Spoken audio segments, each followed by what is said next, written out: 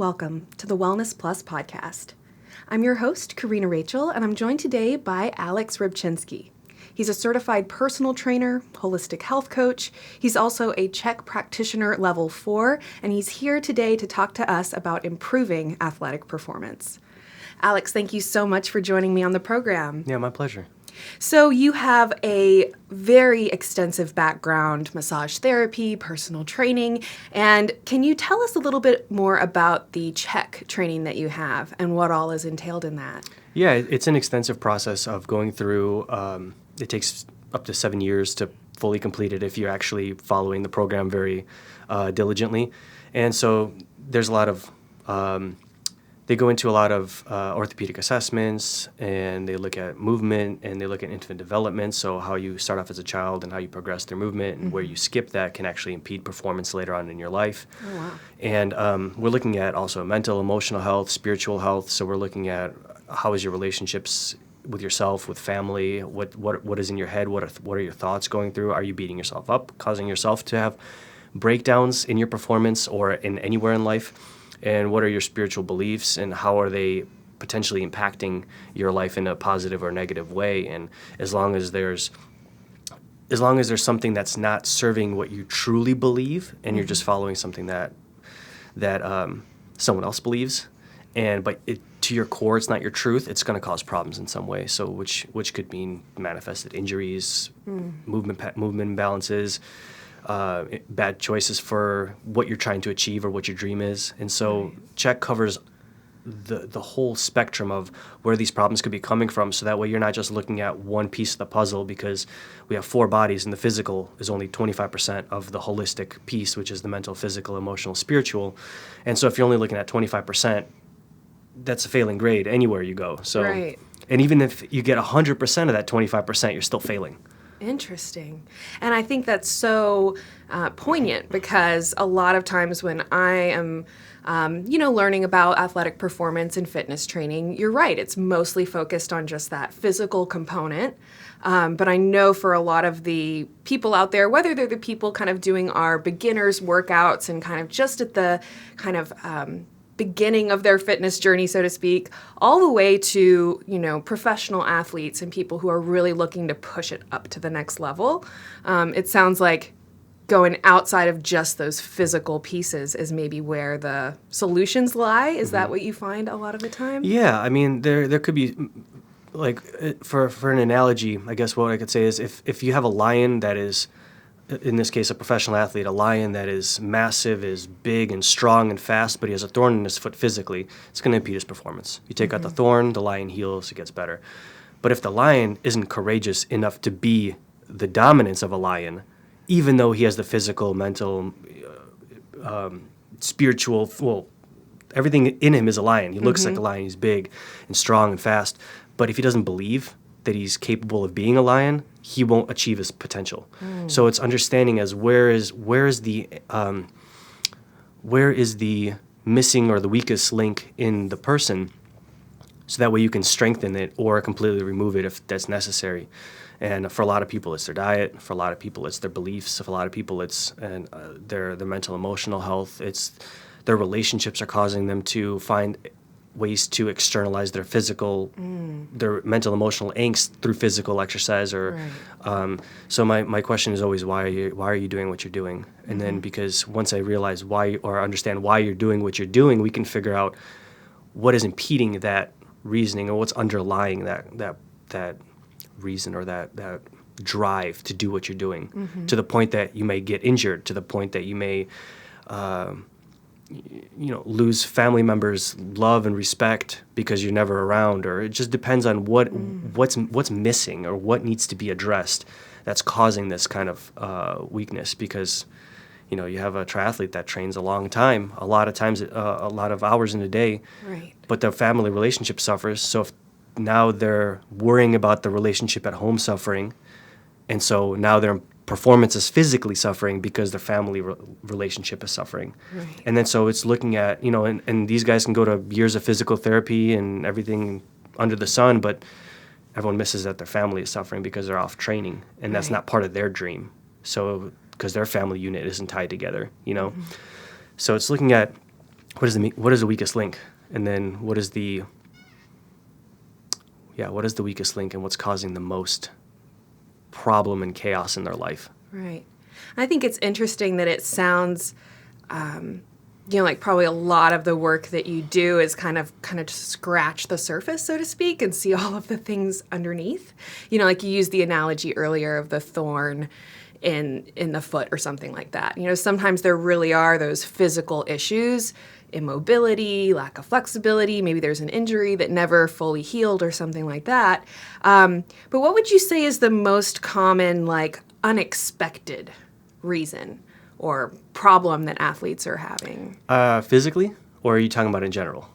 Let's start with in general, and then maybe we can go through each of the individual categories. Well, in general, it's usually their beliefs, because whatever they're doing is because they believe it's right. So a mentality, for example, maybe someone that's a CrossFit athlete, used to be a high school or a collegiate wrestler, gymnast, whatever, and now they're no longer needing to do that strenuous of work, but that's the work ethic they learned. Or let's say even go back to, because I played football for 11 years, and what do they say in football? Leave it on the field, play like it's your last play. What kind of mentality does that bring into a person? That means if you get injured, now you have an excuse not to be great. Well, so work until you're injured is what the underlying message is there. But when you're 30, 40, 50, 60, 70, what kind of message is that? You're still under that belief system that work until you're injured, instead of, rest when you're dead. I'll sleep when I'm dead. No, sleep now so you can keep doing what you're doing, or else you will be dead. Sleep and then now so you live longer. Yeah, and you can keep doing what you love, because if you're out there to spread a message, or you're out there to, bring amazing things into the world, well, it's going to be shortened by poor health practices, like not sleeping enough, or drinking too much coffee even though you're burnt out. And then why are you drinking coffee? Because you're not sleeping. And then there's this constant catch that you need something because you're not getting another something, because you have an idea that if you rest, you're weak, Right. And so without realizing the nervous system takes 6 to 7 times longer to recover than your physical body does. And so that's why rest periods on power exercises are 3 to 5 minutes, not 30 seconds. Because if you truly have a 1 rep max, and then you wait less than 3 minutes, you may not get that again. You may not lift that weight again. Wow. Unless you wait 3 minutes or 5 minutes, and then you'll be able to have the coordination enough to couple all those movements together to do a snatch or clean or deadlift or whatever the lift that you're doing. Interesting. So, to take something that's getting really popular right now, the high-intensity interval training, what is your perspective on that? Because a lot of times, I see that there'll be 30 seconds of exercise, 30 seconds of rest. Is that an adequate rest period, or it kind of depends on the exercise? It's not really high intensity at that point, because high intensity usually implies that you're at a high threshold for motor recruitment, which means that your body has to take a long time to recover, which means you're usually using anaerobic systems, which means you're not using oxygen, which means you're burning sugar, which takes longer to replace that sugar via the Krebs cycle. And so you're not really doing anything high intensity because the rest doesn't allow that to occur. So what you're doing is actually, you're still stressing an anaerobic system, but you're stressing more of hypertrophy and strength endurance, not so much high intensity. So it's strength endurance intensity training. Interesting. And so if people actually want to reach their full level of intensity or their max weight they could lift or something, that significant rest period is actually much more important. Correct. I mean, just like the same way, if you do push-ups, it won't increase your max bench press. But if you do max bench press, you'll increase your push-ups, because you increase your threshold of the percentage of body weight you could lift. And that, with that analogy, there's still some things like one is open, one is closed chain, and I'm not. That's a whole other conversation. But what I was trying to get at is, if you increase the amount of strength you have, you'll be able to have more endurance, because the weight that you're lifting is so dramatically less compared to what you're capable of lifting that you could do it more often. Right. Right. So if your maximum lift is 100 pounds over your head, you could probably lift a grocery bag over your head that weighs 8 pounds, or let's say even 30 pounds or 40 pounds over your head, or like a sack of rice.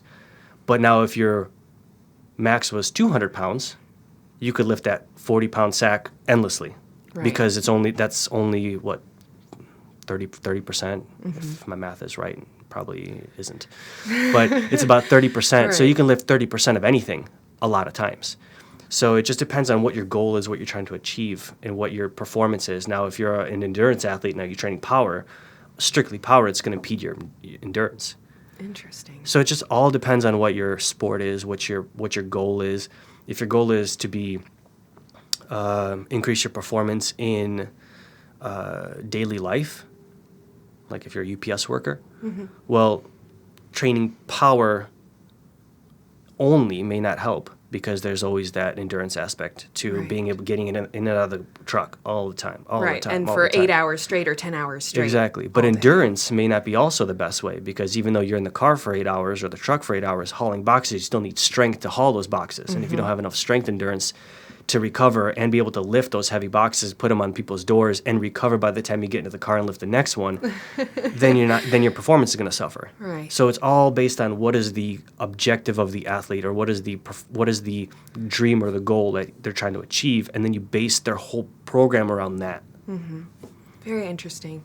And then, so ideally speaking, it sounds like you really do need, a variety of those things. Like, you're not always training power or always training endurance. And then I think, most importantly, as you're saying, that it's tailor-made to the person. So you're taking into account what is that person's background, what is that person's goals. Definitely in the arena of professional athletes or Olympic athletes, and they have a very specific task or goal that they're working toward. So getting into, earlier I had asked you, what are the biggest limitations you see? And so the first thing you said was beliefs, and then you had said, well, do you mean physical or general? So can you now go into maybe some of the physical limitations, what you see most commonly? Usually people have almost everyone I work with has some kind of breathing pattern disorder. Interesting. And so if you don't breathe properly, you don't create the right tension properly. Just as if anyone ever has been wakeboarding or water skiing, or tubing on a boat, the first thing they do is they pull tension on the cord before they take off. And that's because if they just took off, you may not be able to hold on. Right. Right? So it gives you a chance for your body to adjust to the speed, to the strength of the boat pulling you, and so it's not a sudden shock to the system. And so when people don't have the stability to control their joints, and they just yank, or they don't create enough tension because their breathing is off, and they're not creating the tension in their abdominal cavity to pull tension on those muscles before they do the lift or whatever they're doing, then the joints become less stable, and then the joint has a chance of getting injured because your body doesn't want to get injured. Right. But if you do it enough, it'll eventually be the straw that breaks the camel's back. So usually the first thing I check is breathing in people. And so if their breathing is off, that means they can't do anything. They can't regulate their diet because they're not getting enough oxygen to metabolize and to shuttle nutrients to their system. They can't manage their emotions, because what do you do when you have a panic attack? You breathe, right? After you hyperventilate, you have to breathe through your Right. belly, right? When you're angry, what do? Take 10 deep breaths before you react, right? But what if a person's breathing improperly? Now they excite that system even more. And so even though that it still works, because they're still sedating the system with carbon dioxide, the reason why they're there in the first place is beliefs, but also because their breathing pattern disorder or cause this type of reaction because their body's not harmonizing properly, because it's thinking it's in a sympathetic state instead of a parasympathetic state. And so what your body is doing is it's constantly always on fight and flight responses. Right. So you can't regulate anything. You can't regulate someone's a side joint if you can't regulate the tension in their abdomen when they're lifting. You can't regulate someone's shoulder health without regulating their breathing, because the lats connect into the pelvis, and the lats create tension when the TVA gets stretched, and when the TVA creates when you take a deep breath and there's tension, it pulls the thoracolumbar fascia, which is that big white diamond on people's backs, and the lats connect into that. So it pulls tension, and the lats are what bridges your arm to your spine. And so if you can't create tension through the breath, then you're not going to be able to stabilize your shoulder, your hip, your ankle, your knee, your neck. It just doesn't happen. So we look at, that's the most common thing that I see in people, but it's not the most obvious. Right. Because people don't look there. Right. You know, people are, I see this in yogis, I see this in meditators, I see this in athletes, I see this in everybody. Interesting. Well, and it's funny because as a, wellness podcast, it comes up quite frequently talking about the breath. That whole component of, like you kind of mentioned, the parasympathetic and sympathetic nervous systems. And that most of us are spending time in that sympathetic, like fight or flight thing. We're always going 100 miles a minute. And then I would think that for athletes, when you're doing, a very physically demanding activity, that you would want to be in that sympathetic state. But are you saying that we actually want to be in the parasympathetic state in order to get our max performance, so to speak? So when you're in a parasympathetic state, your body's always recovering. Mm-hmm. So you can poop, you can relax, your organs can digest, your lungs can fill up, your pancreas can do its thing and give you insulin when it needs it, and your kidneys can filter your blood. But when you're in a sympathetic state, there's a saying, if you're being chased by a lion, it's a poor time to throw in a cartwheel.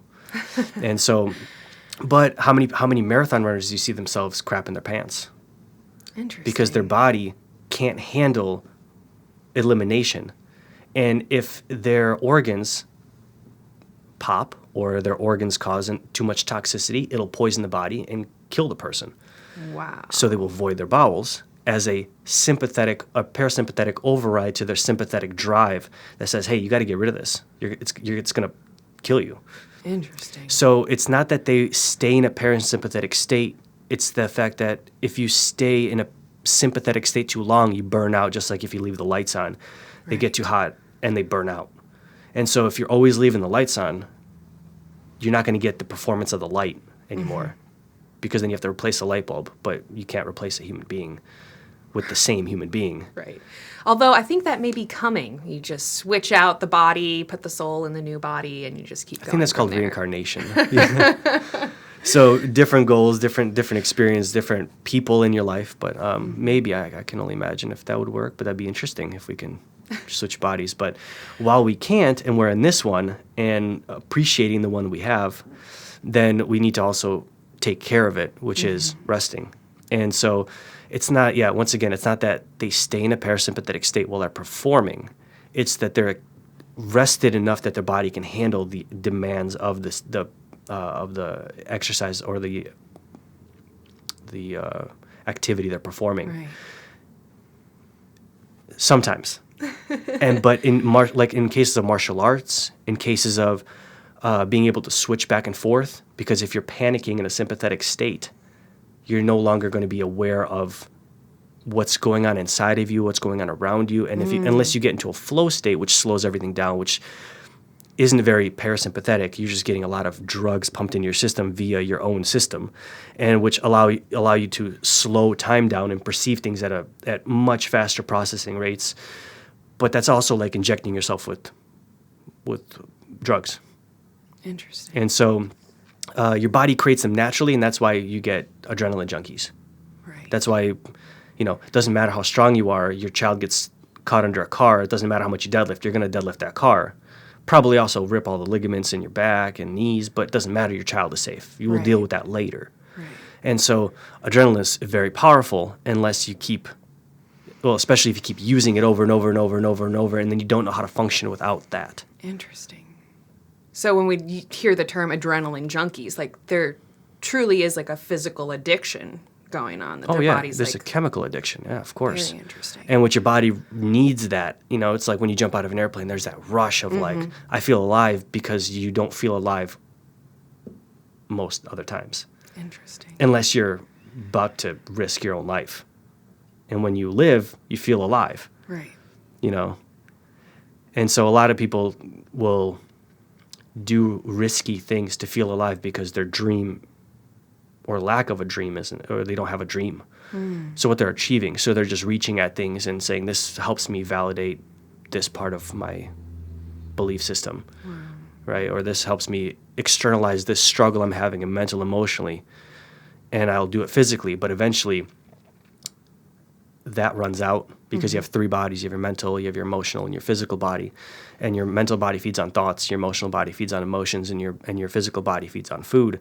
And if you don't express the mental or you suppress the mental and the emotional, you're going to get an override of angst and of a disturbance in your physical body. And so the only way to get rid of it is to work it out, right?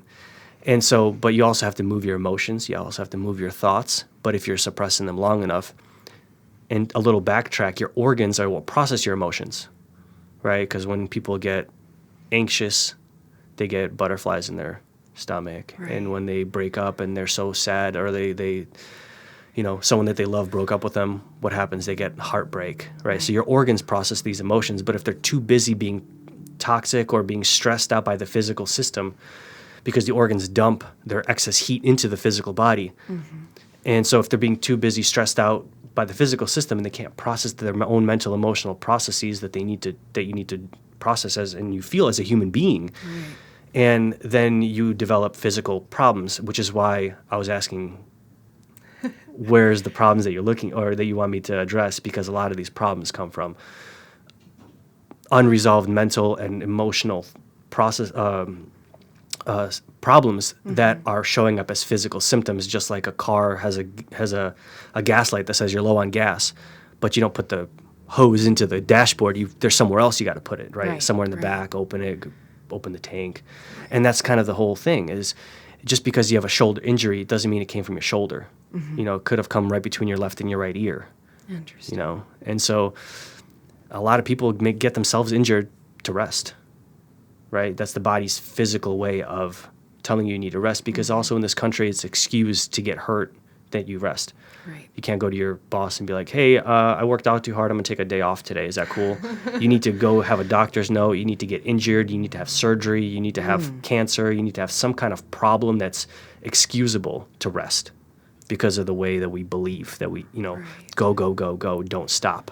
And that's an interesting commentary on our culture in general. And honestly, that comes up a lot on this podcast as well, that, and certainly in the area of athletics, that idea that you go, go, go, and you always push and you always push harder. It comes up a lot that, people will brag about how little sleep they can get by on. Oh, I only need 3 hours of sleep. I only need 5 hours of sleep, or whatever. While meanwhile, there can be either known or unknown problems kind of manifesting, all coming back to this like almost ego-driven desire to keep pushing yourself so far and achieve more and everything. So it sounds like maybe one of the common remedies that you end up providing these athletes is actually that they need to do less exercise, do less training, spend more time in that parasympathetic recovery state. Yeah, because the nervous system remembers everything. I love the saying muscle memory, and I always love more telling people that it's not really muscle memory, it's your nervous system memory, because your nervous system is a programmable machine that relays all the signals from your brain through to every part of you. Because if you die, you can still start the muscular system by electrocuting it. But without the brain functioning, you're not really here. Right? And so your nervous system programs fine motor control, the way you behave, the way you move in certain movement patterns. And so you react to things. And so the same way a boxer will hit a jab so many times, because when they're about to get knocked out, they still need to be able to learn how to jab, because you're not here. Your nervous system still remembers how to throw the punch and keep you long enough away that you can recover, so you can hopefully beat the guy. Yeah, it's not so much also that they train less. It's that they need to match their recovery. And so if you're just the same way in NASCAR, if you're driving the car too much and you don't give it for a pit stop, it's just going to break down and you can't finish the race. So it's a matter of fact of, you're not going to forget what you're doing. Your nervous system, even if you haven't ridden a bike for 15 years, you can get on a bike and it'll be shaky, and then within 5 minutes, you'll remember how to ride a bike. Maybe not the tricks you were doing before. That's another 10 minutes, and then you'll figure that out again. And then your nervous system remembers how to coordinate that, and then, oh, here we go, we're riding a bike again. And so it's the same thing. If you rest, you're not going to be a worse athlete, because you're training, specific training to your athletic performance or activity, I guess, Right. is what builds in the reinforcement of how you coordinate the body into functioning. The rest allows you to recover so you can keep functioning. Right. And so that's the beauty, and I explain that to people. And that's what gets them out of that mindset. It's the belief of, I need to keep going. And I go, how does that work for you? Why are you here? Oh, you're broken. Okay. So it doesn't work. Right. You know, it works for some people until they're hurt. Right. You know, and then what, where's their excuse? It's always it was my training, or I slipped. Because your nervous system wasn't firing together. And that small lapse of fatigue over improper training over long enough of pushing through fatigue in that last 2 reps of bad form compounded over years causes instability, and your nervous system remembers that, push through that. Right. So when you're performing in your game or your meet or your race and you're exhausted, your brain or your nervous system at the very last exhausted part of your race or activity or game remembers your poor performance and recreates that. Wow. And when some other force acts upon you while you're exhausted, you can't stabilize yourself properly, and then you develop an injury. Interesting. And this is why we always hear, athletic coaches talking about it's way more important for you to have proper form in this exercise than to be doing them fast or be doing as many of them. Like, always keeping the form is the most important piece. So interesting, and I love that you kind of articulated that it's the nervous system memory, because then that's so easy to understand how it kind of translates out to the rest of your life. You're learning a new motor skill, learning really any new activity. Definitely, like I play music, so a lot of times with like learning music, learning like coordination of the hands and the feet and all of that, like I can notice, wow, this is so much easier today than when I did this, just yesterday. Something about just sleeping on that, even if you just do it for 30 seconds and then sleep on it, somehow you come back the next day and you're like, wow, I'm so much better than I was yesterday in this activity. There's even studies done on people that, in, let's say, piano players, it takes 10,000 hours of practice, of perfect practice, to master something. And that's the magical number that they came up with. And but they took I think pianists, and they gave them something to practice, and they gave one, you practice this many hours a day. The middle group, they said you practice and visualize yourself practicing the rest of the day. And then the people that didn't practice, or that practice but no visualization, or they have a shortened practice time. So if I can re-clarify, I guess, the first group was practicing a longer time. Second group was practicing less time. Third group was also practicing less time, but they couldn't visualize themselves practicing. And the middle group that also visualized themselves practicing didn't lose a step on the people that also practiced longer than they did. Wow.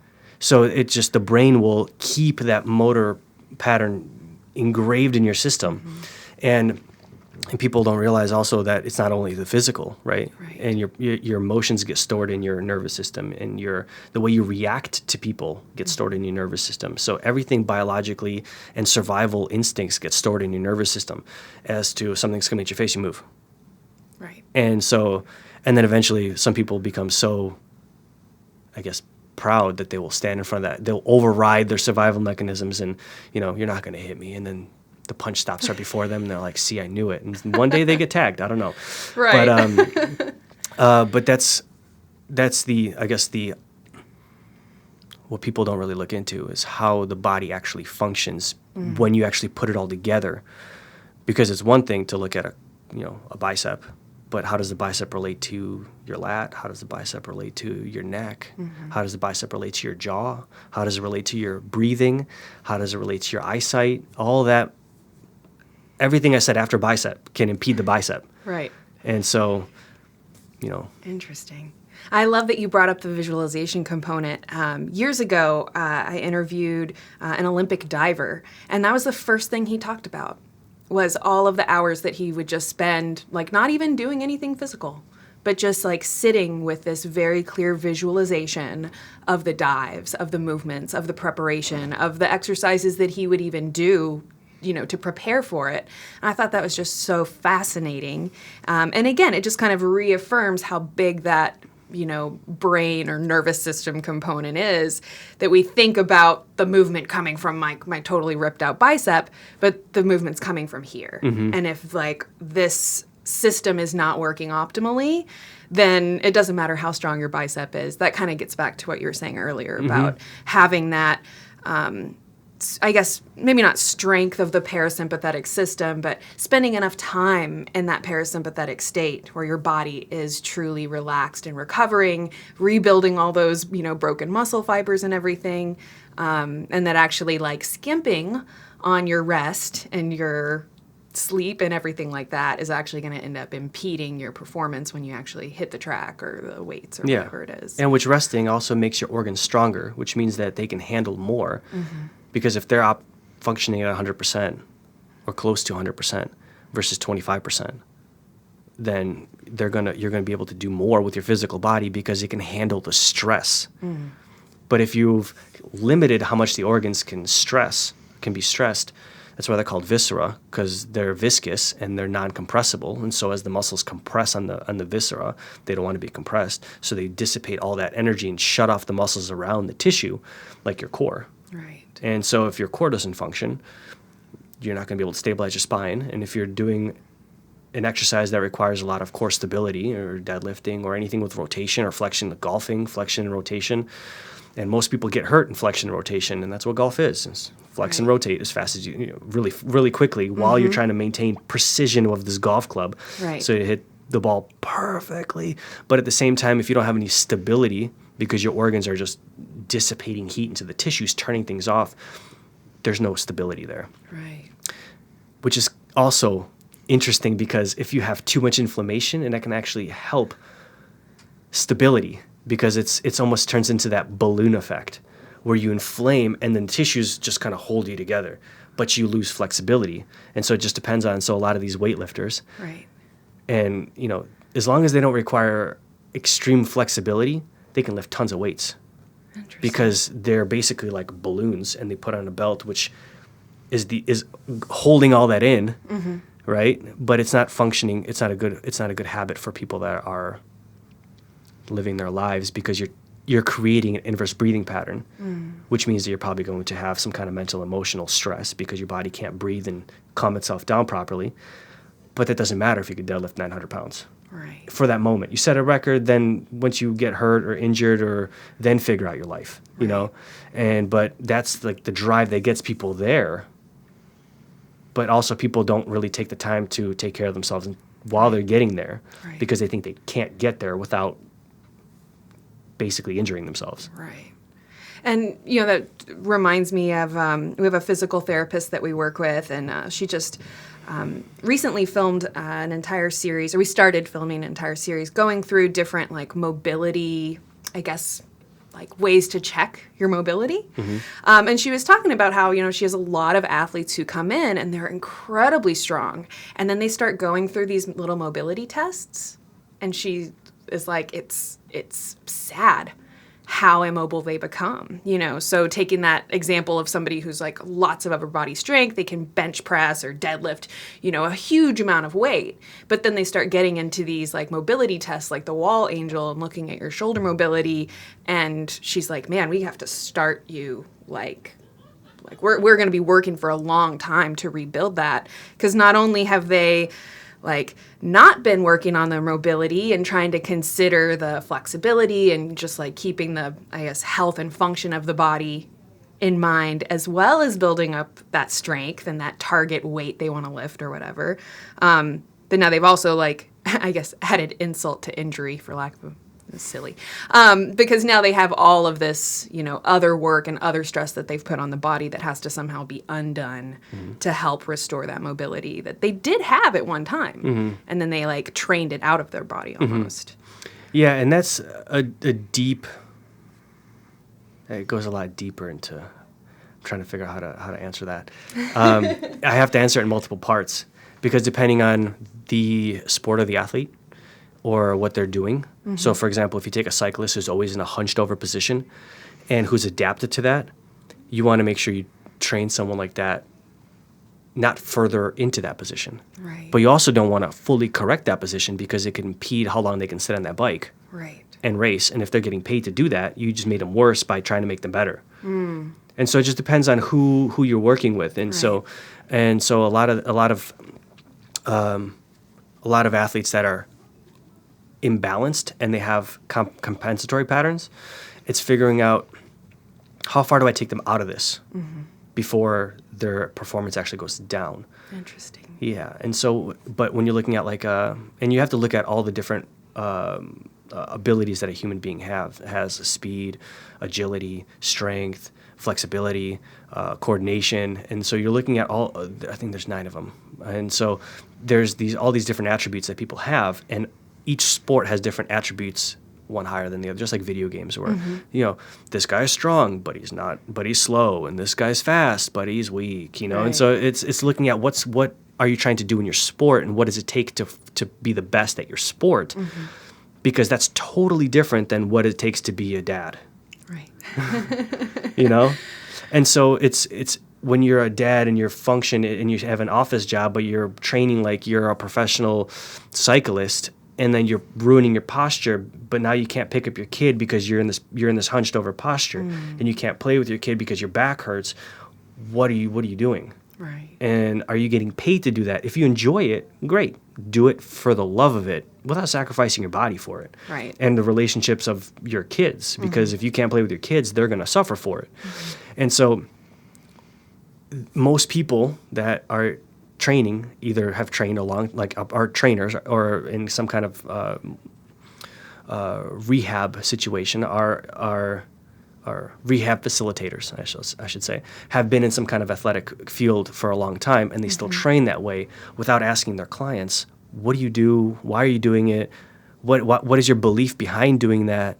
Yeah. Even if it's losing 5 pounds, why do you want to lose 5 pounds? Why do you want to do this race? Why do you want to exercise? Why? And if it's anything other than because I love myself and I want to be healthier, right?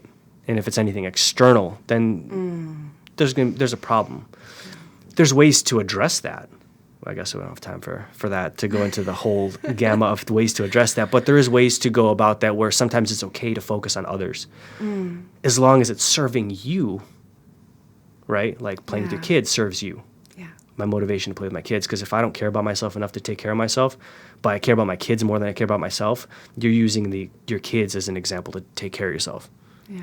And so there's ways to coach, right? Which is why I coach coaches to think these ways. Right. Because if you don't even have the awareness to see that, then you're going to miss it. And if you're going to miss it, you can potentially develop an injury for your client or patient, or then you could potentially train them for the wrong sport or train them for the wrong reasons, right? And just encourage their behavior as to why they're doing that thing. And then when they get hurt, now they have an excuse to finally rest.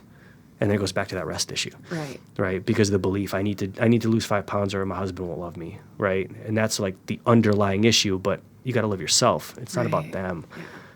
And something like that just, kind of like opens this whole other thing where the problem is not the 5 pounds that's on your body. Correct. That's not the physical problem we're talking about here. Then the problem is not your physical imbalance. It's what caused you mentally, emotionally, spiritually, and also probably physically, because your movements aren't probably not great. So all these compounding ways why your body feels the way it does. And the amazing part is you could beat the daylights out of your body and drink coffee and smoke for 40 years and eat poorly and then develop something. And then in a year or two, fix all that, right? The body is resilient, but our mindset is create chaos. Then once you have too much chaos, fix the chaos instead of constantly chipping away at the chaos, bringing the chaos level back down so that your body can function and repair itself all the time. So that way you're not taking time off from doing what you love. If you're doing what you love, which is a whole other problem. Most people aren't doing what they love, which is a heartache in and of itself. Right. Feels like a trap. Definitely. Yeah. And like you said, if you don't have the right reasons, the right motivation, and I think just the self-love, the self-worth that you're coming at something, with the, I don't know, I guess it's like almost having like all of your strength really going towards the thing. Whereas if you're coming at it for the wrong reasons or the wrong motivations, or there's some kind of like self-worth is not there, and you're coming at it in a way to try and improve your self-worth somehow, then suddenly like you're not firing on all cylinders, so to speak. You know, you're only getting however much of your physical body, your physical strength, you make the time, you show up there. But then, you know, like you said, the mental, the emotional pieces, which are way bigger than most people are probably even realizing. If those pieces are not firing, not coming, not working, then either you're going to lose the motivation or you're, you know, whatever. It sounds like there's a lot of different ways that can kind of manifest through injury, through you don't meet your goals, through, you know, getting, I guess, maybe a little off topic, but definitely something that's very real to people, you know, like eating disorders, and how, you know, if people aren't, you know, doing the fitness, doing the eating right for the right reasons, then that ego keeps pushing them to get thinner, to get stronger, to get this, whatever. And then it's all at, you know, oftentimes at the detriment of what truly is healthy for that person, what's truly going to help them function most optimally. And like you said earlier, function for your whole life and have this wonderful quality of life, so that you're not sick or injured or whatever at some point, and then unable to do the things that you love, be with your family, you know, all of those daily activities that we do and we often take for granted. But so many people end up, you know, maybe like losing that ability just to do the simple things that so many of us take for granted every day. Yeah, and eating disorder is I can simplify it really easily. It's people that lack control in their life. And so if you feel like you can't control anything in your life, well, I can control the way I treat my body or I don't treat my body. And so a lot of people manipulate their diet, manipulate their exercises, be bodybuilders. I can control this one thing because I don't know what to do with my mental, emotional, and spiritual state of being. And I'm so full of mental, emotional, spiritual congestion that the only way I can deal with these problems are through managing my food, managing how I treat people, managing my exercise. And it's, you know, it's heartbreaking. Yeah. But that's why I got trained to do this, because there's the further I get down the path, and I notice something's missing. So I learn about that thing, and I learn about that thing, and I learn about the next thing, and then you always kind of bring it back and tie it all back together. And it, you know, I used to be able to, you know, someone goes, "Hey, I want to exercise." And I go, "Okay, let's go." You know, now I'm like, I got to know about your health, your family life, your childhood. You know, I need to know. I need to see you breathe, which I see, you know, the moment they walk in and, you know, they talk about something stressful and they take a big breath and it's all backwards. And so it goes all back to, once again, where I told you beliefs in the beginning. And so unless you belief, and then in this culture, we're not really taught how to act on our emotions. We're just taught to kind of like, you know, brush it off. Seal them up, bottle them up, don't share them with anybody. Or be completely out there with them to the point where you're actually, by minding your own feelings, you're actually insulting other people's feelings, right? It's a pendulum. It goes both ways. You say nothing, you say too much, versus being able to articulate or have the tools to articulate how you feel and then deliver it in a way that's receivable. You know, Nonviolent Communication is a good book for that. And so it teaches you how to speak in needs, feelings, and wants, and how to actively listen to people's underlying needs, so that way you can hear what they're really needing, right, versus what they're saying. Because what they're saying, what they're needing could be two different things, and we're taught consciously or unconsciously how to build these walls up for ourselves, because, you know, if no one's going to respect my needs, I'm just going to have to control my surroundings. And if I can control my exercise, control my diet, control the way I schedule my day, and I stay busy, and I don't have to think about these thoughts, then I'll be okay until you get hurt doing what you love, or what you're externalizing these pent-up emotions and these pent-up thoughts about. So a lot of the times is once you clear that space out, you have more space to do more anything, Right. you know? And so, spring cleaning, there's a good time to, you clean your house. Well, it's also good, not a bad time to every day journal, get your feelings out, learn how to process it. If you don't know how, that book is great. And the one thing that they say in that book, just because you're practicing it doesn't mean the person in front of you is going to practice it. It works when both people practice it really well, Right. but there's no guarantee. The only thing you can do is concentrate on yourself. And it goes back to exactly what we're talking about, athletic performance. You're concentrating on yourself to make yourself better.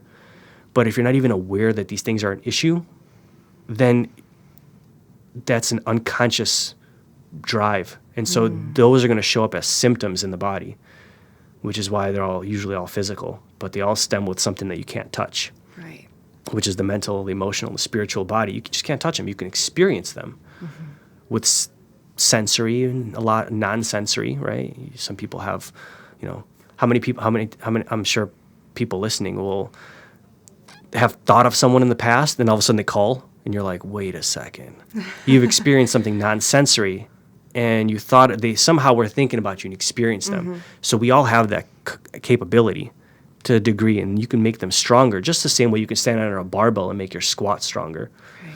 And so, but most people that are standing under barbells under a squat rack aren't standing under the emotional barbell or the mental barbell and questioning their thoughts and the way they're treating people and the way they're treating themselves Right. and the way they're reacting to people, right? And that's why you have all this conflict.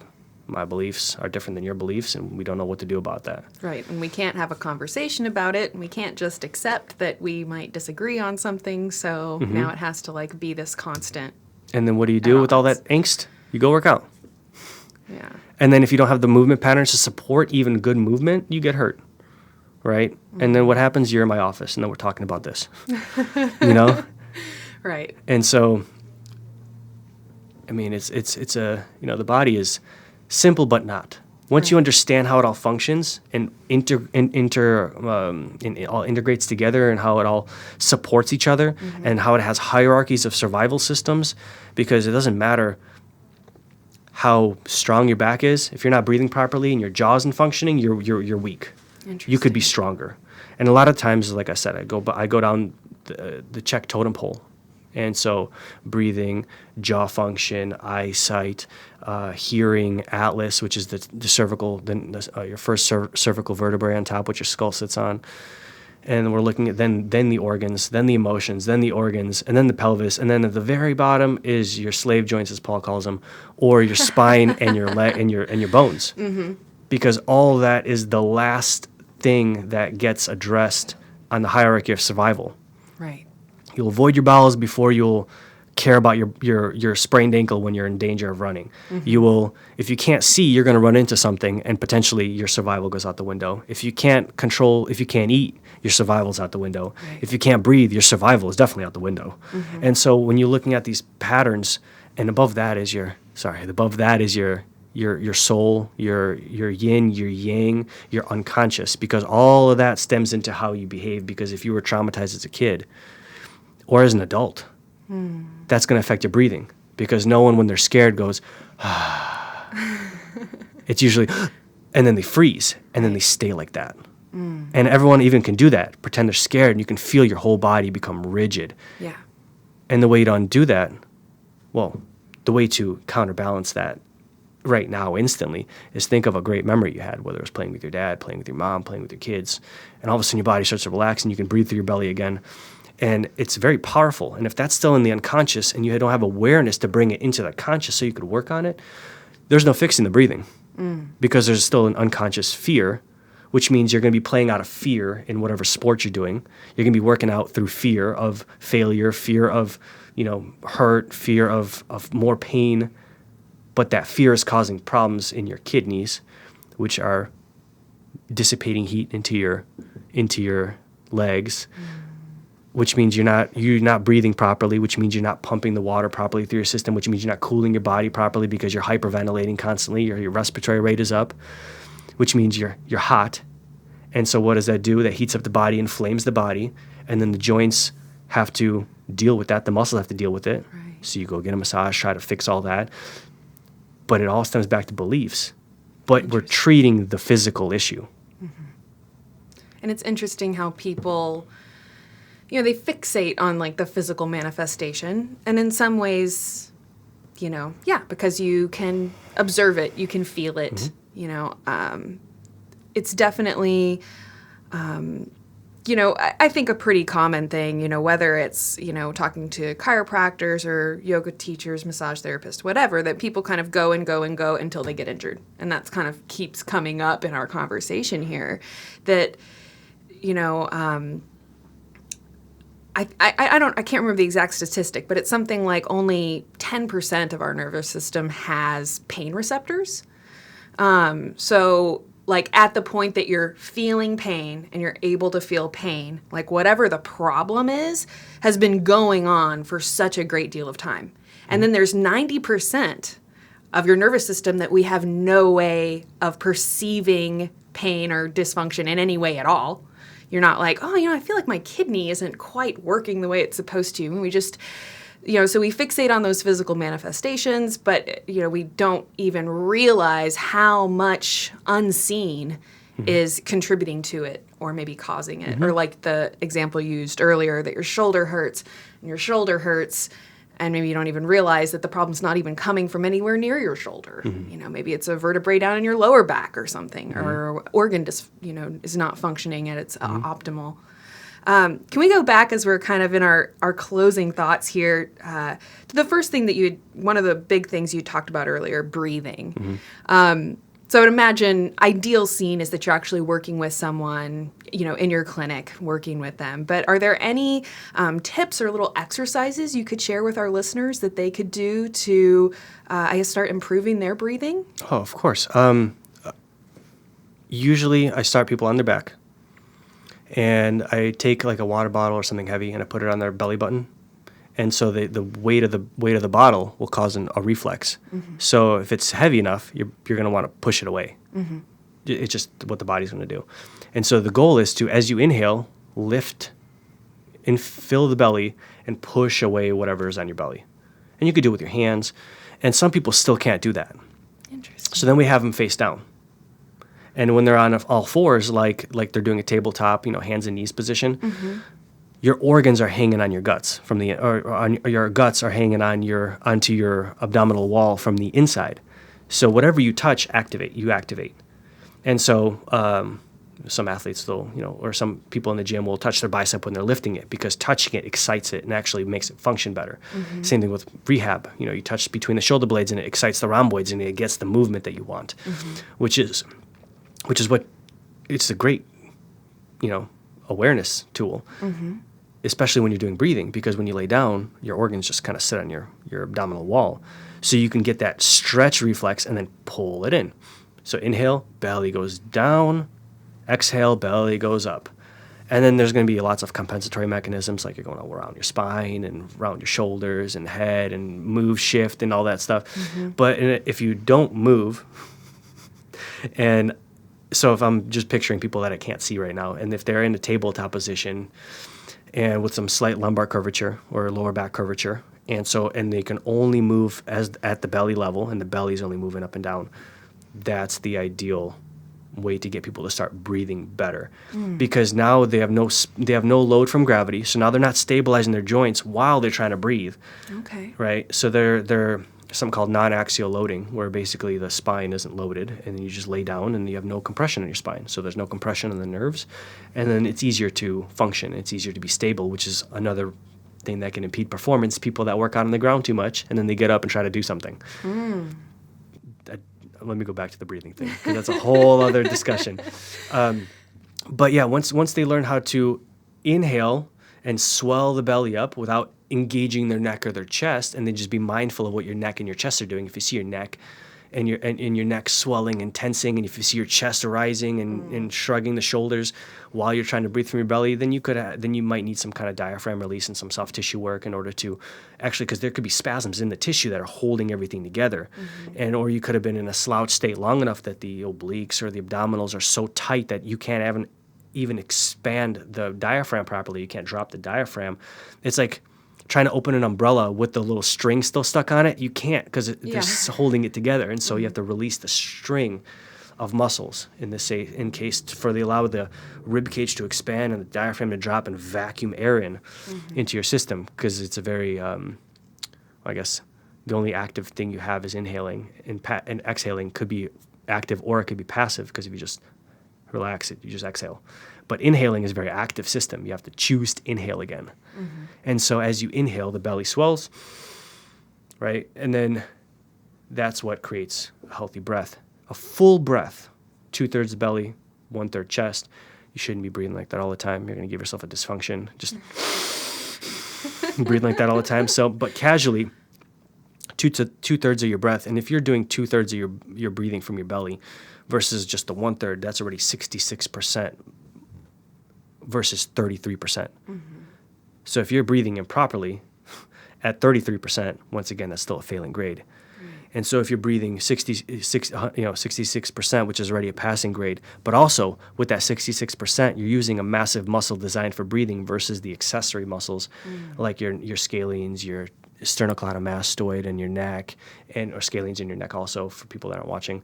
But your pecs, your pec minor, your lats, all these things will bring you into internal rotation, further collapsing your rib cage on top of your diaphragm, which means you're not going to be able to take a breath anyway.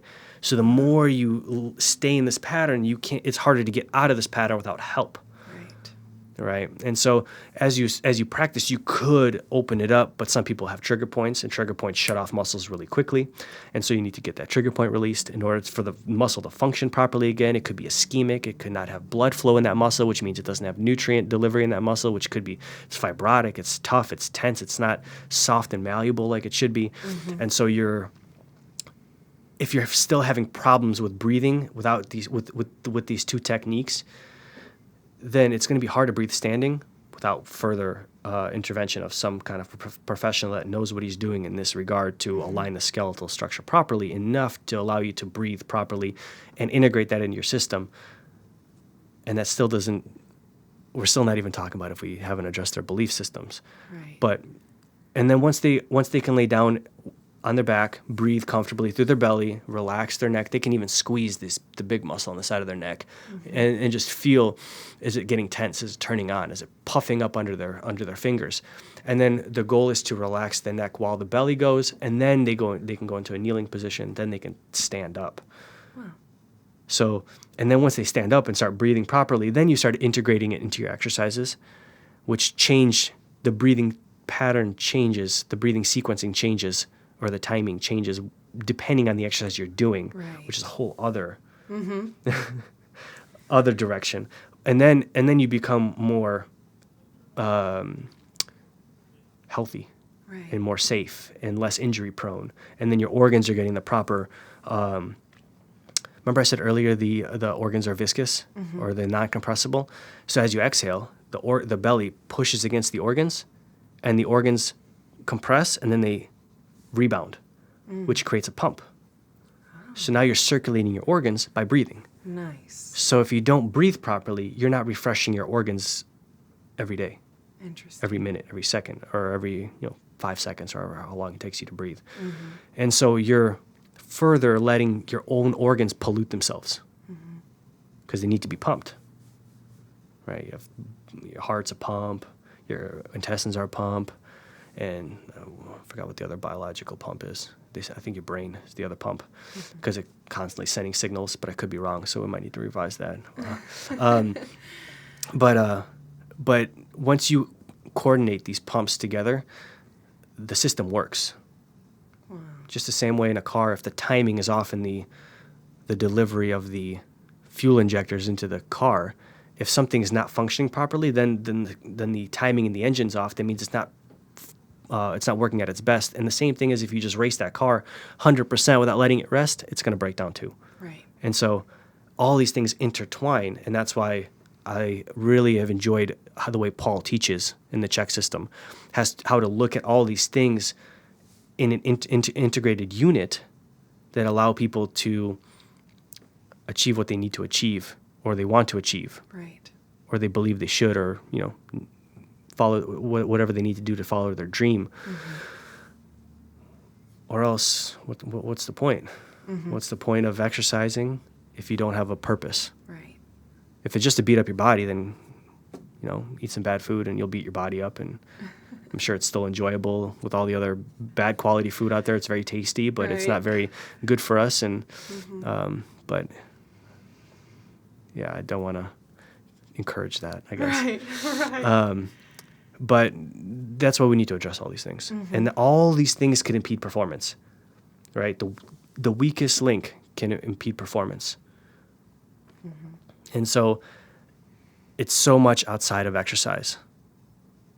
Right. And it's going to be hard to get into the proper movement patterns with organ dysfunction, mental, emotional stress, relationship stress, spiritual stress. It's going to be hard to go back down and get back up for a long period of time. It's not sustainable, right?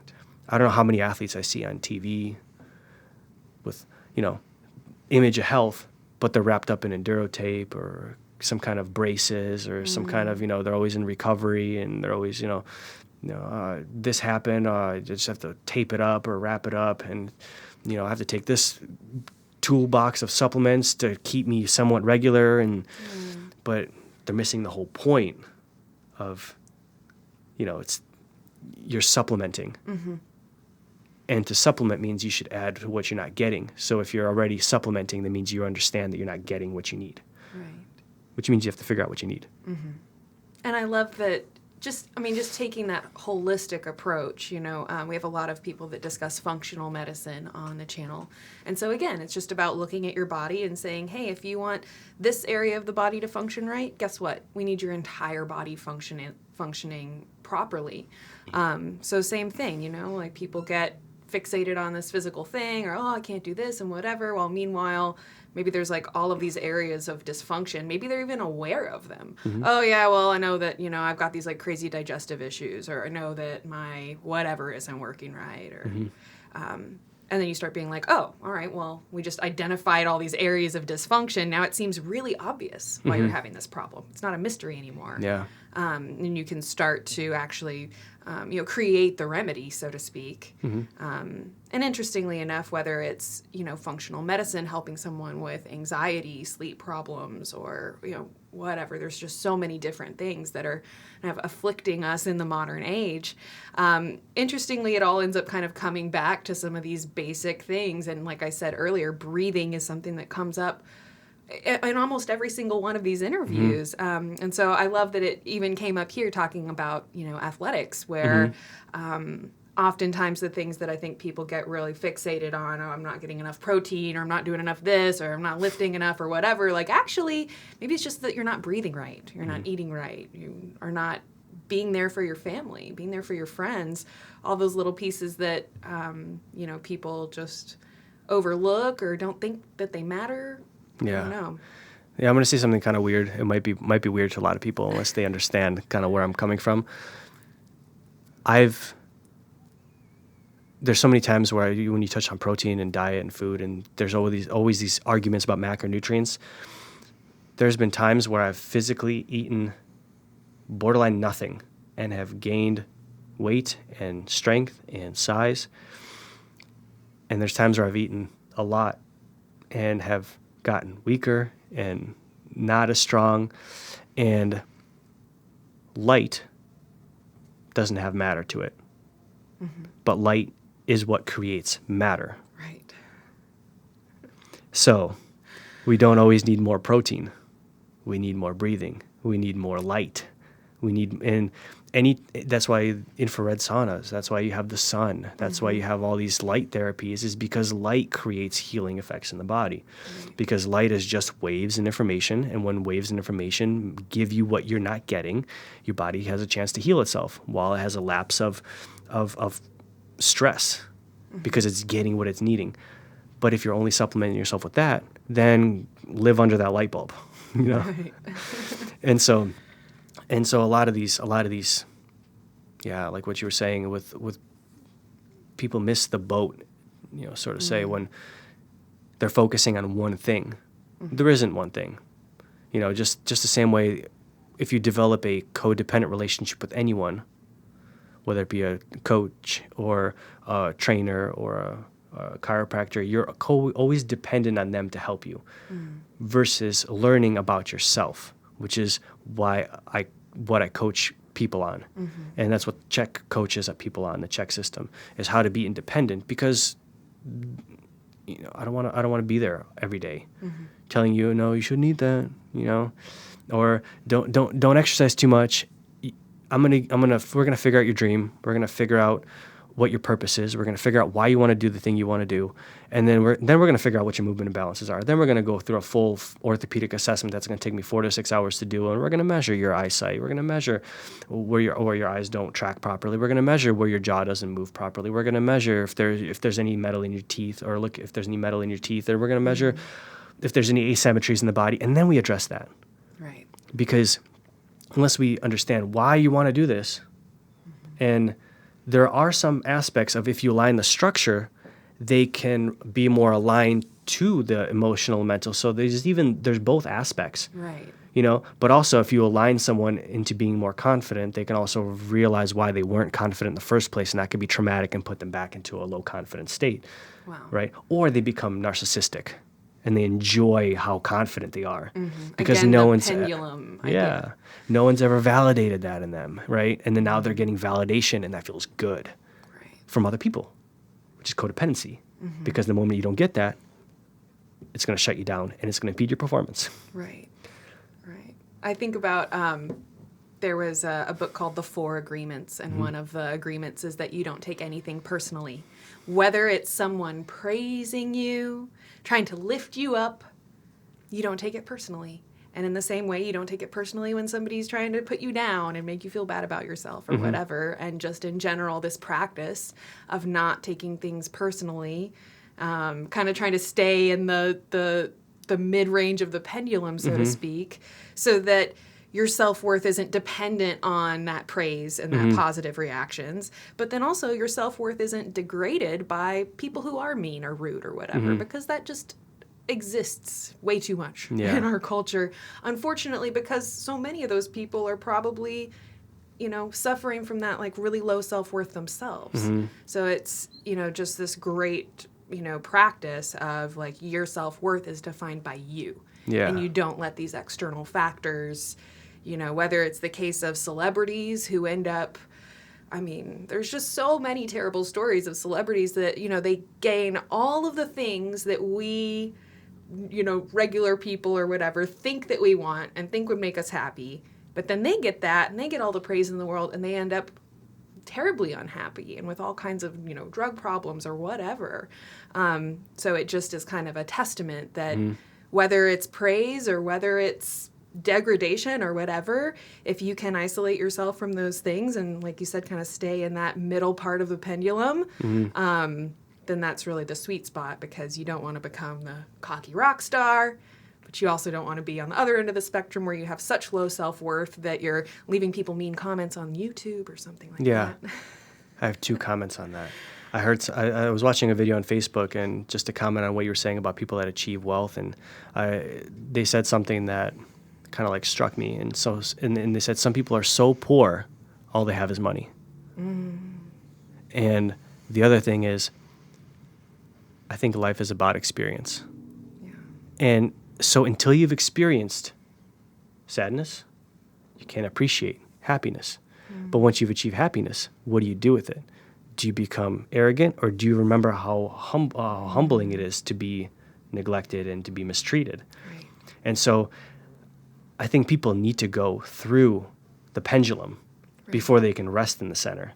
And I think a lot of people have a hard time forgetting that they have a hard time remembering that they're human beings with ranges of emotions, ranges of experience, because without experience, you have nothing to relate, right? And so if you've always had great relationships and you've never had a bad one, which doesn't make sense. I guess if you only had one relationship and that's like the best thing. Some people are blessed with that and they say, this is not my path. I met my person, we're going to do great things. And that's beautiful. There's so many people like that in the world. But like, how many times on Tinder do you have to be hurt before you catch on to the pattern of the men or women you're attracting, Right. right? And then you go, oh, I don't like that anymore, Right. right? And then you change yourself, and then you attract a new person unconsciously. You know, you may think you may consciously put that into the system, but then you attract them unconsciously after it becomes embodied in you. But especially, well, unless you say the things you want, but really feel differently, Right. you know, just try to praise other people, say, oh, I want these altruistic qualities in a human, but really you don't, right? Then you're going to still keep attracting all these people that, you know, why does this keep happening to me? But that's the pain teacher coming back into your life over and over and over until you get it. And it'll keep happening until you get it. You'll keep getting injured until you get it. You'll keep having bad relationships till you get it. You'll have painful breakups till you get it. You'll have painful job experiences until you get it. What are you doing? You're showing up to work late, you got fired. Well, how many times does it take before you don't show up to work late? Right? And so there's that range of, once you experience the range of the pendulum, you know, how many people go from vegan to full keto? I've seen it. Oh, yeah. Before they just go, you know what, I like the mix. Yeah. And you go, great. You know, but some people get stuck on one side of the pendulum, which was the problem is. They get stuck on the swing up, and they're fighting staying up there instead of letting the natural occurrence of what is harmony, letting them bring them back into the center. And if vegan is center for you, then that's one thing. If keto is center for you, that's one thing. If eating a variety is of fruits and vegetables is good for you, that's your harmony, that's your truth, live it. But once you figure out what your harmony is, you tend not to push it on people. Right. You tend to share your experience versus your idea of how other people should behave. Alex, I just want to thank you so much for being on the program today. You have shared so many things with me that honestly I would have never expected to have learned in this discussion. So I'm really excited to have you back on the program again. Maybe we can continue on this topic of nutrition for athletes, because you're right. Whether it's, you know, counting your macros or vegan, keto, I mean, there's just so much out there. So I would love to have you back on the program again. We can kind of keep delving into this topic. Yeah, that'd be great. Definitely. Thank you. Thank you so much for listening. We hope you have a wonderful day. We hope you'll come back and join us again soon.